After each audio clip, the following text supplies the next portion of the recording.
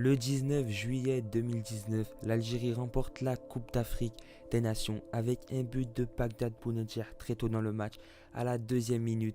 Alors ce fut la consécration pour Djamel Belmadi, arrivé il y a tout juste 8 mois à la tête de la sélection.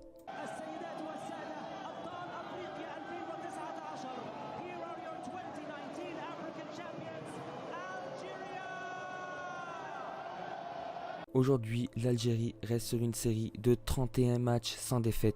Le seul match que Djamel Belmadi a perdu, c'était lors de son 3e match en 2018. C'était en octobre 2018.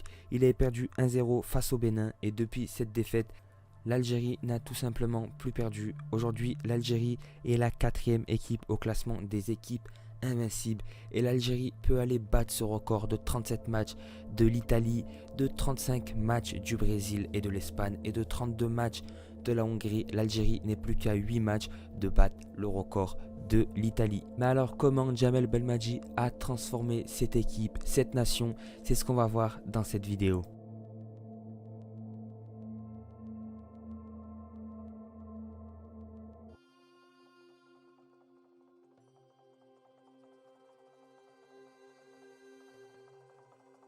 Le 30 juin 2014, l'Algérie va impressionner le monde entier durant cette Coupe du Monde en emmenant notamment l'Allemagne aux prolongations. L'Allemagne, future championne du monde, l'Algérie s'incline alors 2-1 lors de ces prolongations. Mais l'Algérie avait impressionné le monde entier durant cette Coupe du Monde et notamment un match très réussi face à l'Allemagne. Le coach Vahid, lui, va démissionner, ne va pas prolonger plutôt juste après cette Coupe du Monde, vu qu'il y avait des tensions avec sa fédération. L'après-Coupe du Monde sera un dur rappel à la réalité pour les Fennecs. Vahid se fera alors remplacer par Gourcuff qui se verra un objectif clair, atteindre le dernier carré lors de cette Coupe d'Afrique 2015. Les Fennecs affronteront les futurs champions en titre, la Côte d'Ivoire, en quart de finale et alors se feront malheureusement éliminer. Malgré tout le soutien des joueurs de l'équipe, Christian Gourcuff va alors décider de démissionner. Ainsi, pour la 2e fois en 2 ans, la sélection algérienne voit son sélectionneur démissionner. Cette fois-ci, en grande partie à cause de la pression de la presse sportive algérienne et des mauvaises relations avec la fédération algérienne. En mai 2016, donc Nabil Neguiz, tout juste nommé sélectionneur par intérim, va ainsi qualifier les Fennecs à la CAN 2017, mais cependant il ne restera pas le coach numéro 1 de la sélection. Le Serbe Milovan Rajevac va alors remplacer le sélectionneur algérien, mais ne va pas faire long feu à la tête de la sélection algérienne car il démissionnera seulement 4 mois après sa nomination et surtout à 3 mois d'une Coupe d'Afrique des Nations.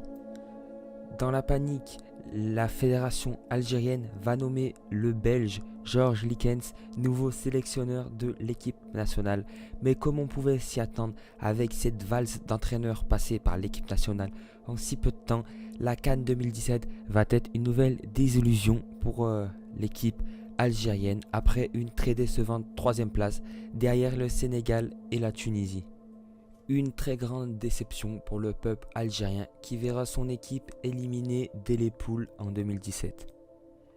L'Algérie va à nouveau échouer et ne va pas se qualifier à la Coupe du Monde 2018 après une défaite 2-1 face au Cameroun, une véritable désillusion pour le peuple algérien.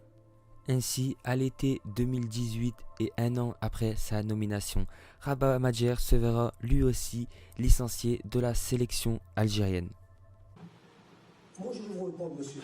Monsieur Dupont, journaliste de la chaîne 3, vous êtes l'ennemi de l'équipe nationale. Ah non. Vous êtes l'ennemi de l'équipe nationale. Et je vous dis devant tout le monde. Bon, monsieur. Vous avez. Écoutez les gars. Bon, monsieur. Si j'ai du respect pour vous n'acceptez pas la critique. Vous n'acceptez pas la critique.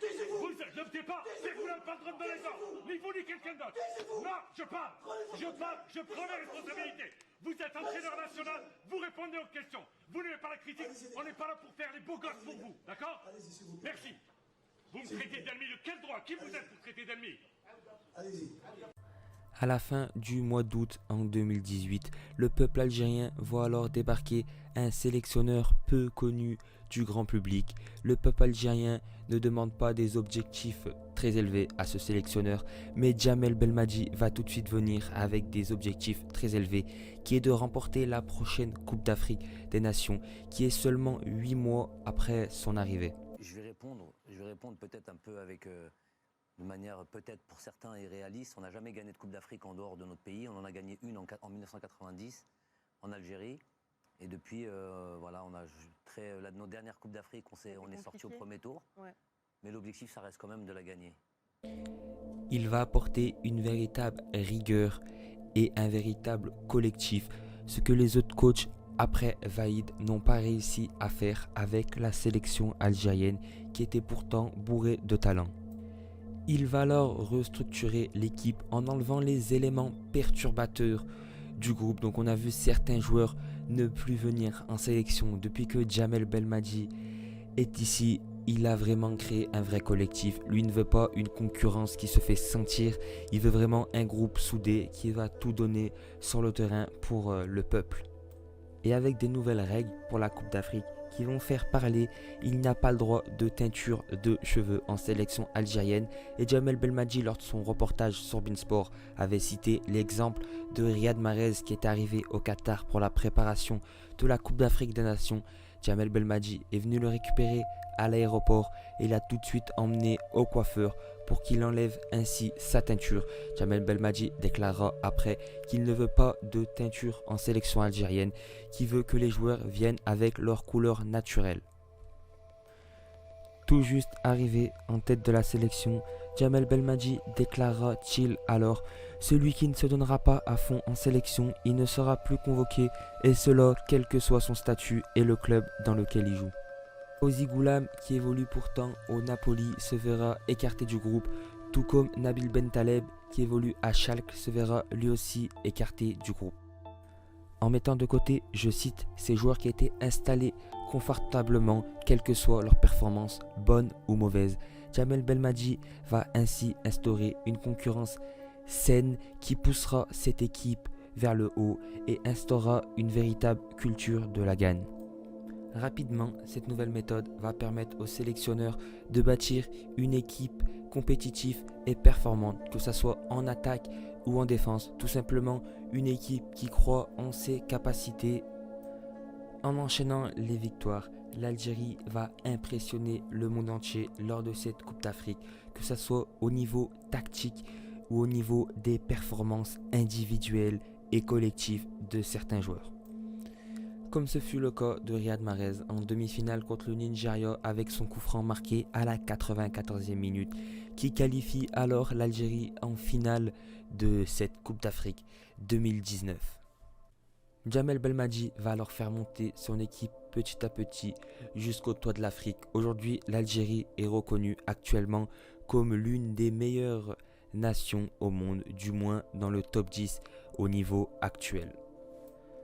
Aujourd'hui, l'Algérie reste sur 31 matchs sans défaite, en ayant battu notamment 2 fois dans la même Coupe d'Afrique le Sénégal, une très grosse performance, en ayant battu 2 fois le Nigeria, en ayant battu la Colombie, le Mexique et plusieurs très grandes nations africaines comme la Tunisie. Aujourd'hui, l'Algérie est bien partie pour se qualifier au barrage de la Coupe du Monde.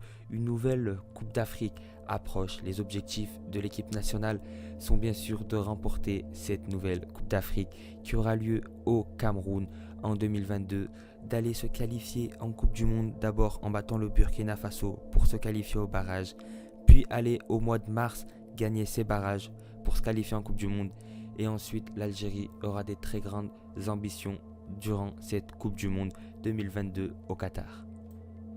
J'espère que la vidéo t'a plu, elle m'a pris énormément de temps à être tournée et à être montée, donc j'espère qu'elle t'a plu. N'oublie pas de lâcher le petit like et à t'abonner, ça ferait vraiment plaisir. Et moi je vous dis à la prochaine pour de nouvelles vidéos.